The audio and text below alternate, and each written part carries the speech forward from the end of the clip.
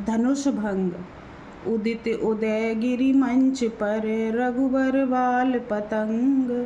बिकसे संत सरोज सब, हर्षे लोचन भृंग।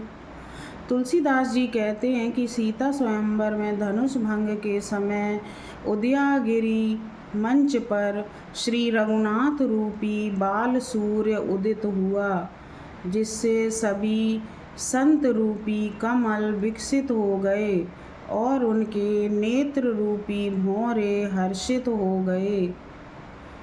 नृपन केरिया सा निशिनासी, बचन नखत अविलीन प्रकाशी। मानी महिप कुमुद सकुचाने, कपटी भूप उलूक लुकाने। तुलसीदास जी कहते हैं कि राजाओं की आशा रूपी रात्रि नष्ट हो गई और उनके वचन रूपी तारों के समूह का चमकना बंद हो गया, अर्थात वे मौन हो गए। अभिमानी राजा रूपी कुमुद संकुचित हो गए और कपटी राजा रूपी उल्लू छिप गए। भय विशोक कोक मुनि देवा, बरसई सुमन जनावई सेवा। गुरुपद बंदी सहित अनुरागा, राम मुनिन सन आय सुमागा। मुनि और देवता रूपी चकवे शोक रहित हो गए और वे पुष्प वर्षा कर अपनी सेवा को प्रकट कर रहे हैं। प्रेम सहित गुरु के चरणों की वंदना करके श्री रामचंद्र जी ने मुनियों से आज्ञा मांगी।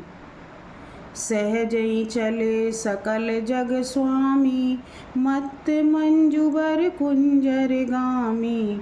चलत राम सब पुर नर नारी, पुलक पूरी तन भय सुखारी। संपूर्ण जगत के स्वामी श्री रामचंद्र जी सुंदर मदमस्त श्रेष्ठ हाथी की चाल से स्वाभाविक ही चले। श्री राम जी के चलते ही नगर के सभी स्त्री और पुरुष सुखी हो गए और उनके शरीर रोमांच से भर गए।